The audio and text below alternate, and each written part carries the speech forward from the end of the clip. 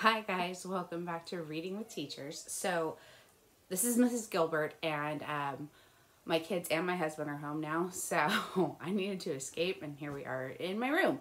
So anyhow, we are going to switch gears really quick, and I am going to read from a book called The Golden Treasury of Children's Literature. Fun fact, Mrs. Gilbert's husband and I both received this book when we were little and read stories out of here. And it was dedicated to our firstborn from his great-grandparents back in 2011. Because they just knew one day there was going to be another Gilbert. And here we all are. Okay, so we are going to read an adapted version of Cinderella by originally written by Charles Perrault and adapted by Louis Untermeyer and illustrated by Gordon Laite. Yeah, the illustrations are awesome. Okay, here we go. People have always loved fairy tales. No one will ever know who told the first one. It was so long ago. They are told differently in different countries, but they all have one thing in common. Whether the stories are about poor little drudges like Cinderella or princesses like Sleeping Beauty, they take us to another world, a land of wonder where surprising and magical things are always happening. So here's the illustration for that page. I told you.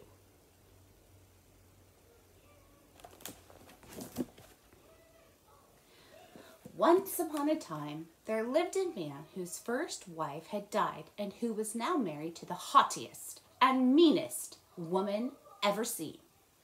This second wife had two daughters who were exactly like her, and even more spiteful, if that were possible.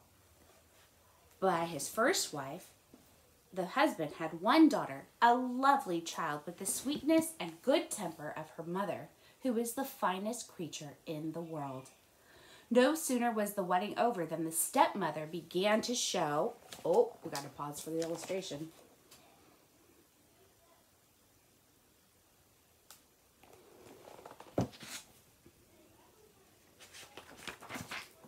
Her bad temper. She could not bear her stepdaughter's good qualities because they made her own daughters seem even worse than they were. Accordingly, she compelled the poor girl to do all the hard work of the household. It was she who washed the dishes and scrubbed the stairs and polished the floors and waited on the two ugly daughters, while the latter, the two ugly stepsisters, slept on soft feather beds in elegant rooms, furnished with full-length looking-glasses. Meanwhile, their sister lay in a wretched garret on an old straw mattress.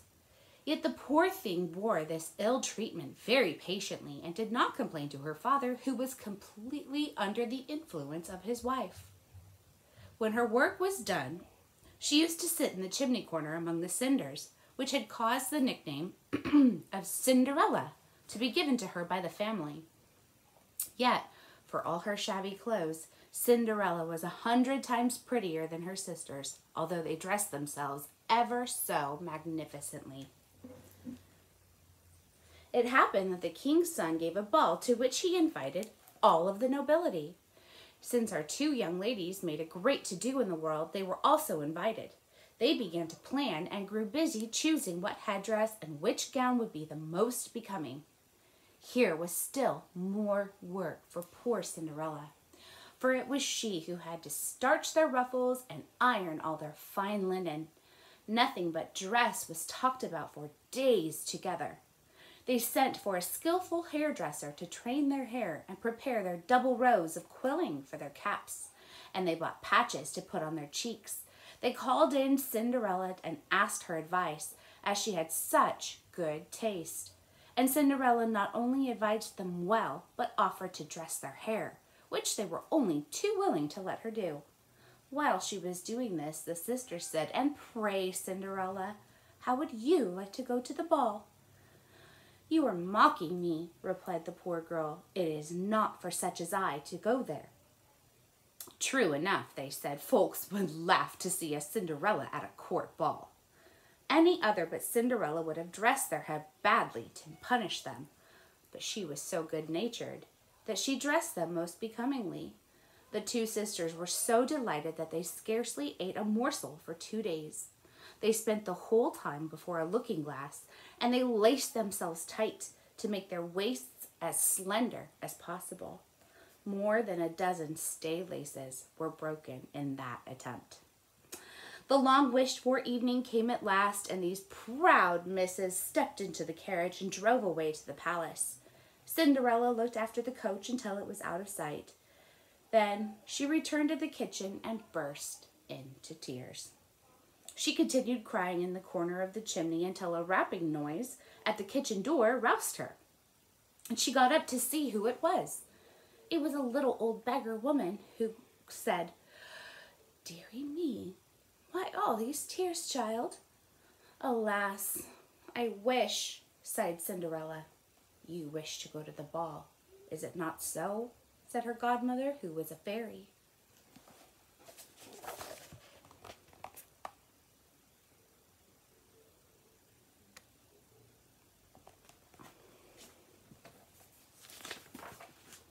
"Alas, yes," replied Cinderella, "and you shall go if you do as I tell you. First, go to the garden and bring me a pumpkin." Cinderella wondered how a pumpkin could bring her to the ball. Nevertheless, she fetched the largest pumpkin she could find. Her godmother took the pumpkin and scooped out the inside of it, leaving nothing but the rind.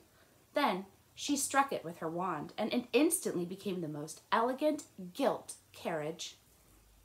Next, she sent Cinderella into the pantry and told her to bring 2 little mice, which she would find in the mouse trap.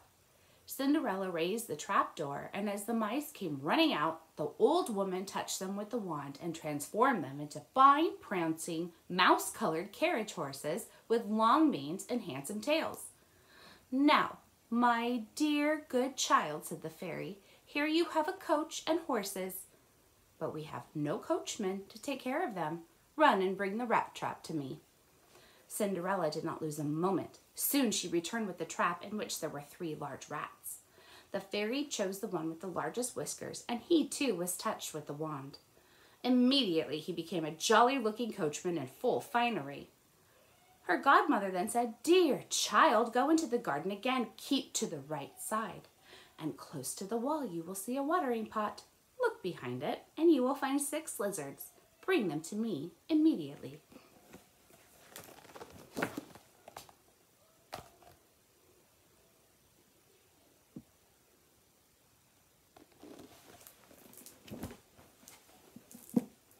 Cinderella found the 6 lizards, which she put into her apron and brought to the fairy. Another touch of the wand converted them into 6 spruce footmen in dashing liveries. The fairy said to Cinderella, "Well, my dear girl, is not this a fine carriage you take to the ball? Tell me, are you pleased with it?" This is awesome. Watch this.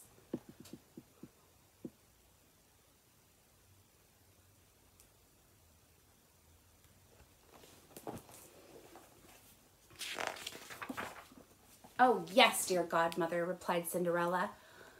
"But how can I go among finely dressed people in these rags?" The old woman touched Cinderella with her magic wand, and her clothes were instantly changed into a magnificent ball dress, ornamented with the most costly jewels. The fairy also produced a pair of glass slippers, the prettiest in the whole world. Thus attired, Cinderella was ready. 2 footmen opened the carriage door and assisted the now beautifully dressed Cinderella into it. Before she took leave, her godmother commanded her on no account to stay at the ball after the clock had struck 12. If she stopped a single moment beyond that time, her fine coach, horses, coachmen and footmen, and fine clothes would all return to their original shapes of pumpkin, mice, rats, lizards, and rags. Cinderella promised faithfully to leave the ball before midnight and drove away, overcome with joy. When she arrived at the court, information reached the king's son that a beautiful young lady, evidently some princess, was in waiting. His Royal Highness hastened to the door, welcomed Cinderella, and handed her out of the carriage. He then led her into the ballroom where a great company was assembled. The moment she appeared, all conversation stopped. The violin ceased playing, people left off dancing. So great was the sensation produced by the stranger's beauty. A confused murmur of admiration fluttered through the crowd. How beautiful she is! The king's son handed Cinderella to the place of honor and asked to have the pleasure of dancing with her. As they danced, Cinderella looked so graceful that she was more and more admired. The eyes of the whole company were fixed upon this beautiful pair. When the dance was ended, a magnificent feast was served, but the young prince was so taken with Cinderella that he did not eat one morsel. Cinderella went and sat with her sisters. In her goodness of heart, she offered them the delicacies which she had received from the prince, but they did not recognize her. When Cinderella heard the clock strike 11:45, she made a curtsy to the whole assembly and ran off as fast as she could. Reaching home, she found her godmother, and after thanking her, she said she wished she might go to the ball the next evening, as the prince had asked her to do. She was still telling her godmother all that had happened at court when her two sisters knocked at the door. Cinderella went and let them in, pretending to yawn and stretch herself. "How late you are," she said.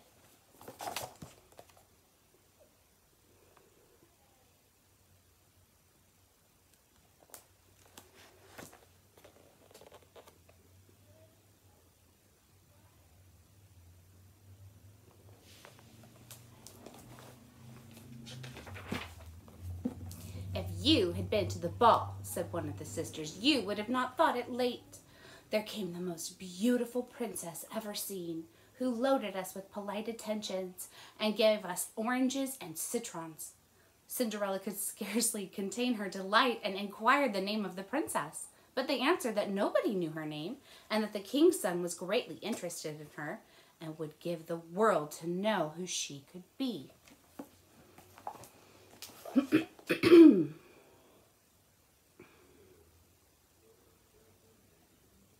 I told you that this was awesome illustration, right? The next evening, the sisters again went to the court ball, and so did Cinderella, dressed even more magnificently than before. The king's son was always at her side and kept paying her the most endearing attentions.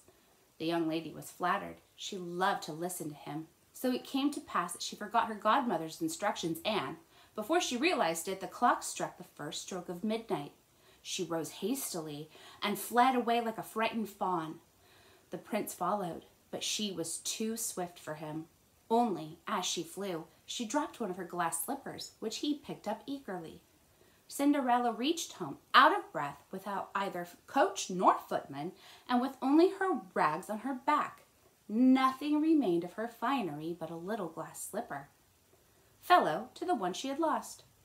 The guards at the palace gate were closely questioned as to whether they had not seen a princess coming out, but they answered they had seen no one except a shabbily dressed girl, who looked more like a country wench than a lady. When the two sisters returned from the ball, Cinderella asked them whether they had a pleasant time, and whether the beautiful lady had been there. They told her yes, but that she had run away as soon as midnight had struck, and so quickly as to drop one of her dainty glass slippers, which the king's son had picked up and was looking at it most fondly during the remainder of the ball. Indeed, it was certain that he was deeply in love with this beautiful creature to whom it belonged. What they said was true. A few days later, the king's son caused a proclamation to be made by sound of trumpet all over the kingdom, to the effect that he would marry her whose foot should be found to fit in the slipper exactly. So the slipper was first tried on all the princesses, then all the duchesses, and next on all the ladies belonging to court. But in vain. It was then brought to the two sisters, who tried with all their might to force their feet into the tiny slipper, but with no better success. Cinderella, who was present, recognized her slipper. She laughed and said, "Suppose you let me try?" Her sisters scorned and began to mock her, but the gentleman who was chosen to try the slipper looked attentively at Cinderella and saw how beautiful she was. He said that it was only fair that she should have her chance, as he had the orders to try it on every maiden in the kingdom.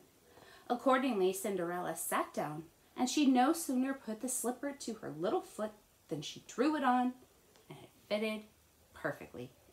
The sisters were amazed, but they were 10 times as astonished when Cinderella drew the other slipper out of her pocket and put it on.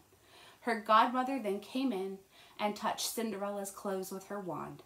In an instant, they became even more magnificent than those she had previously worn.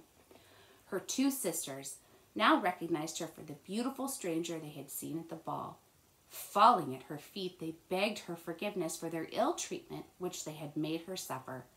Cinderella raised them, saying as she embraced them, that she not only forgave them with all of her heart, but wanted them to love her. She was then taken to the palace of the young prince, who thought her more lovely than before, and married her shortly after. Cinderella, who was as good as she was beautiful, gave her sisters a home in the palace, and married them that same day to two lords belonging to the court.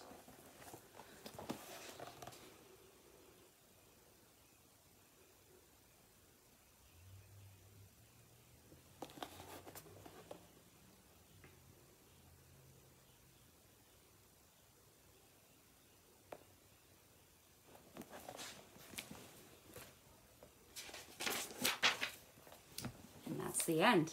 All right. So guys, I'll see you next time with a different story. All right, bye.